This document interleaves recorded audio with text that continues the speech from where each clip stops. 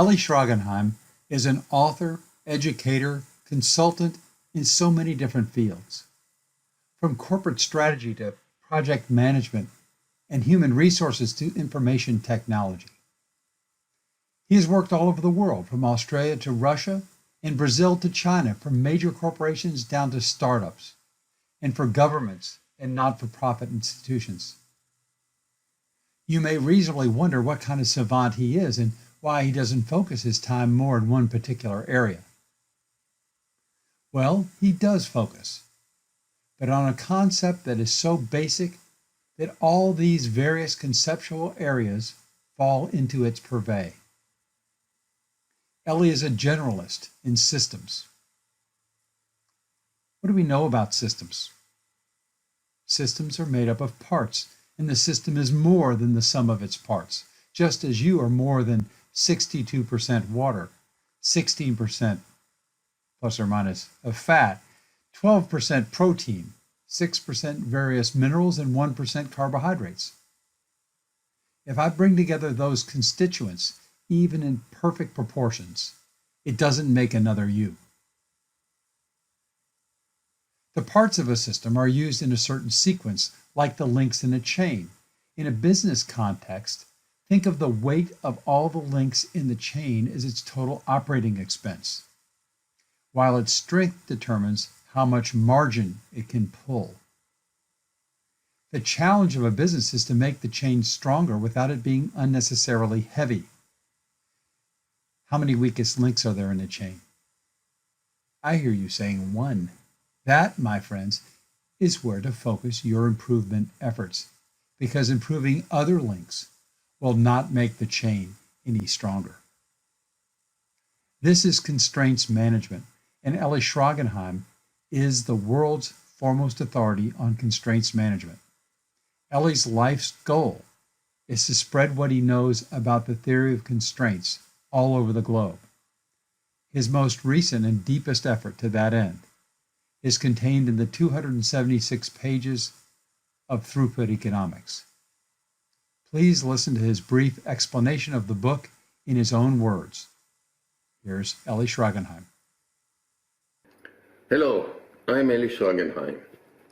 This book, which I wrote together with Henry Kemp and Rocco Sorais, is aimed to help managers to get the most relevant available information supporting the most important decisions that they have to make. The usually unanswered question is, would the decision increase the net profit or reduce it? And there are two obstacles to answer the above question. One, there are too many unknowns, including too many variables and considerably uncertainty that directly affect the answer. Two, being unable to cope with the indirect holistic ramifications, including whether the organization is capable or has a capacity to deal with all the current commitment to the market, plus whatever the decision requires. The usual accounting tools speak about revenues and cost, but the revenues are too uncertain, and the resulting cost seem to be too complex to calculate. And we still need to face quite a lot of uncertainty. Cost accounting offers a very simplistic tool, cost per unit. It would be a huge relief if it would work. However, it's not only does not work, it many times fully distorts reality. Just consider the fact that cost does not behave in a linear way. Suppose sales are going by 25%. By how much would the cost go up?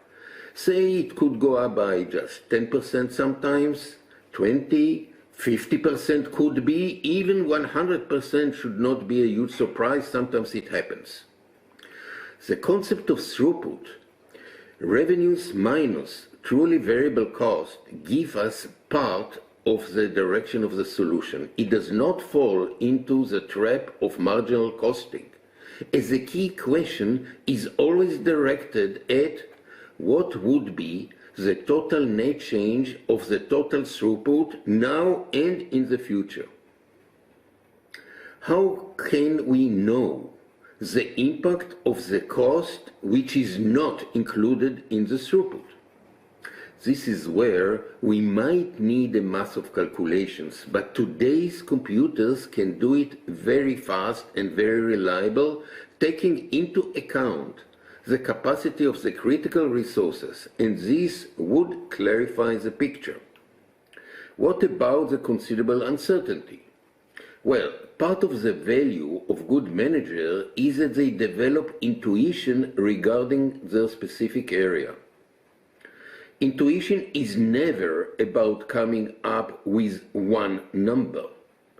It is always in the form of a certain reasonable range. The computer needs a range in order to create two different scenarios, conservative and optimistic. And by that, the decision making is getting a full available picture. How low or negative can the impact on the net profit be, and how big it could reasonably become if everything will go the optimistic way? Well, you certainly cannot see all the detail behind this direction of solution. This is just a very generic idea. The details are included in the book. So if there is a chance that you give it to be a valid way, read the book.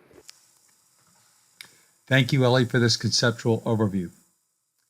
Throughput Economics contains much more than just this notion of considering a relevant range of outcomes. It explains the nature of capacity and how best to maintain enough. It introduces the new concept of throughput generators, the role of time and timing on decisions, what happens when a company runs low on cash, or the attention of its managers. It covers everything from acquisitions to what to measure at various stages of financial health. Perhaps most importantly, it covers how to build a bridge of understanding between everybody else and the throughput world, it explains. If you are interested, here is where you can purchase the book. Please note the publisher is offering a discount, but only for a limited time period. Thank you for watching.